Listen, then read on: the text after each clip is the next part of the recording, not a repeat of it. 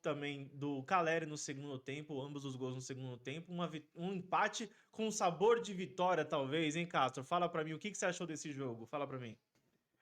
O São Paulo, no cômputo geral, eu acho que mereceu o empate, não merecia sair ganhando. São Paulo fez uma boa partida, e quando eu falo boa partida do São Paulo, é levando em consideração o seu elenco, né? Levando em consideração, né, não só o time titular, mas como também o elenco do São Paulo, também o banco do São Paulo, porque todo São Paulino, quando agora o Dorival começa a fazer as mexidas, começa a ter arrepios, né? Quando a gente vê Ferreirinha na beira do gramado para entrar, o torcedor de São Paulo sabe que não vai acontecer mais nada, né? Ou vai acontecer gol contra o São Paulo. Então, o São Paulo ontem fez, sobretudo, um bom primeiro tempo. Os 30 primeiros minutos do São Paulo foram muito bons. O São Paulo tenta pressionar a saída de bola do Flamengo, coloca dificuldade. A gente vê que o Flamengo teve dificuldade para sair jogando, muito chutão. Então, esse primeiro tempo, eu acho que a organização, o plano de jogo do Dorival, o plano de jogo inicial, ele foi muito bom. Então, no primeiro tempo, o São Paulo competiu, e se pega as estatísticas, no primeiro tempo, a posse de bola foi meio a meio, 50%, 50%. Né? E ter metade da posse de bola contra o Flamengo no Maracanã é difícil, né? Ainda mais para um time como o São Paulo, com sérias limitações técnicas. Então, esse primeiro tempo foi muito bom. Destaque para a zaga do São Paulo. Menino Osório entra no jogo contra o Atlético Paranaense depois do Tolói machucar. É titular no jogo de ontem, zagueiro canhoto, joga pela esquerda, jogou ao lado do Arboleda. Arboleda também uma boa partida, não deixou o Pedro jogar. Né? Em determinado momento eu fui até olhar a escalação, falei, mas o Pedro está em campo. Né? O Arboleda marcou muito bem o Pedro, não deixou o Pedro jogar. Destaques também para o Wendel, lateral esquerdo, o Danielzinho, que começou como titular, também foi uma boa partida. O Rafael, goleiro, o Rafael fez pelo menos 5 defesas boas aí durante o jogo. E o Caleri, né, o nosso centroavante, que faz aí o seu 7º gol no Campeonato Brasileiro. Ele não marcava desde 4 de abril, desde a vitória do São Paulo sobre o Cruzeiro no estádio do Morumbi. Ah, que saudade do Morumbi, né? Talvez o São Paulo volte a jogar no Morumbi aí no jogo contra o Coritiba. Vamos ver, né? Porque é sempre duvidoso. E a torcida do São Paulo, Pedro, sabe o que ela gritava no final do jogo lá no Maracanã? Fala pra mim. Semiautomático! Semiautomático! E assim a gente impediu que o Flamengo ganhasse ali no final, porque é o que o torcedor São Paulino se acostumou, né?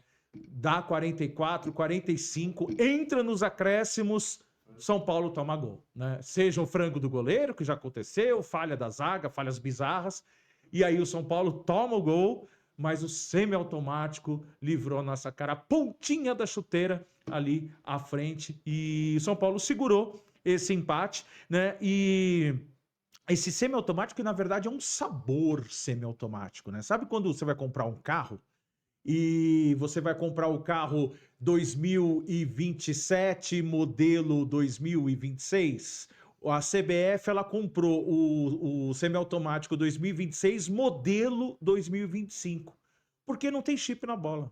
Né? A gente viu na Copa do Mundo o impedimento semiautomático com chip na bola. O semiautomático da CBF não tem chip na bola. Então depende lá do nosso amiguinho, né? Dos camaradas do VAR darem a pausa no frame correto de quando a bola está saindo. Então, por isso, esse impedimento semiautomático, ele é sabor semiautomático, né? A CBF podia ter feito investimento completo aí e trazido a tecnologia do chip na bola também.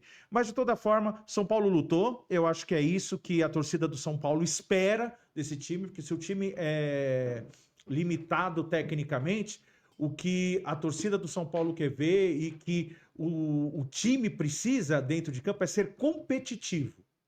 Competir.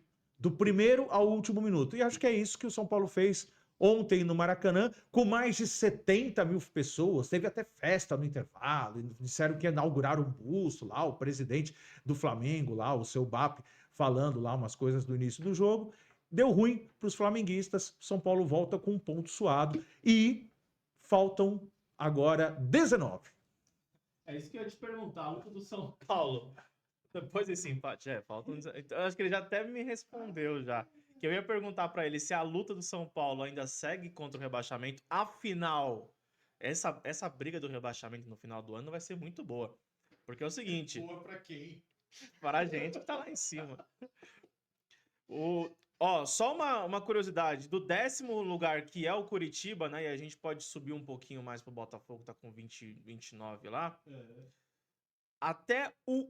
Não falo nem o primeiro que abre a zona. Até o Mirassol, que é o 19º e tá com um jogo a menos, que é contra o Flamengo, tudo bem? São 7 pontos. Gente, são 12 posições que estão.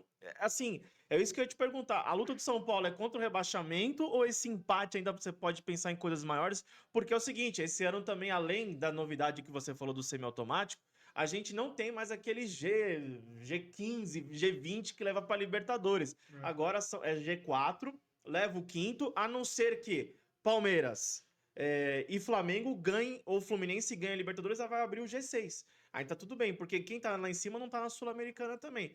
Você acha que a briga do São Paulo ainda segue contra o rebaixamento? Você falou que faltam 19, mas o empate contra o Flamengo lá no Maracanã é uma grande coisa. E você falou do Osório, ele jogou muito bem. Você acha que o São Paulo precisa olhar mais a Cutia ou ele tem que continuar contratando esses jogadores como, por exemplo, o Dória, o Tolói, que não desempenham um bom futebol até agora? Se perguntar para a torcida do São Paulo sobre o Dória, você vai ter uma resposta não muito educada, né?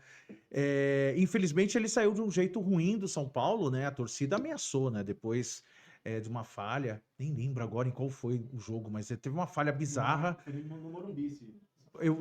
Foi o jogo da eliminação do São Paulo contra o Juventude, se eu não me engano. Mas, enfim, ele cometeu uma falha bem bizarra e a torcida ameaçou, enfim. E aí é óbvio que esse não é esse o comportamento, né, que o torcedor tem que ter: criticar, reclamar, xingar, vaiar, normal. Ameaçar, não.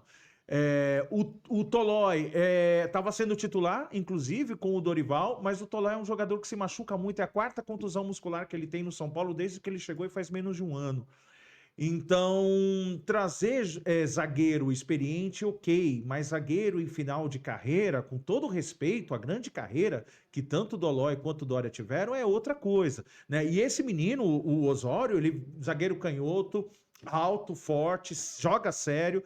Então, o São Paulo, como o Palmeiras também tem, aliás, o Palmeiras hoje é melhor que o São Paulo, mas o São Paulo tem, o Corinthians tem uma base forte, né? Tem jogadores, então trabalhar esses jogadores para que eles possam fazer a transição para o profissional, sobretudo em um momento de dificuldade financeira, eu acho que é uma coisa extremamente importante. Então, o Osório, respondendo a sua pergunta aí, acredito, né, que o São Paulo tenha possibilidades aí de, colocando aos poucos. O Osório ele entrou porque na roubada, não tinha alternativa, né? O São Paulo tá sem zagueiro.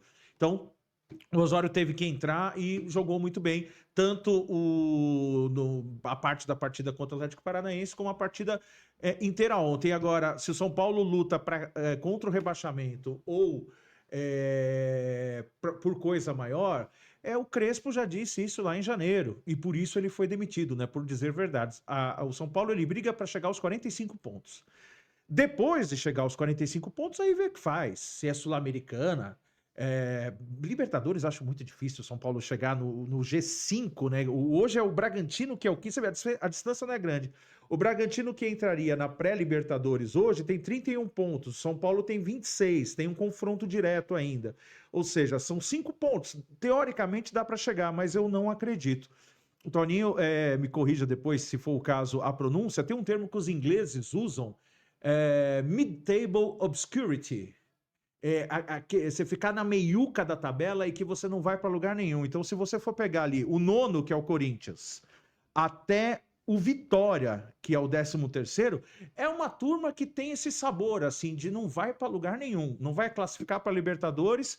A princípio, né, também não vai cair. A princípio. Mas eu acho, você falou que a briga contra o rebaixamento vai ser boa.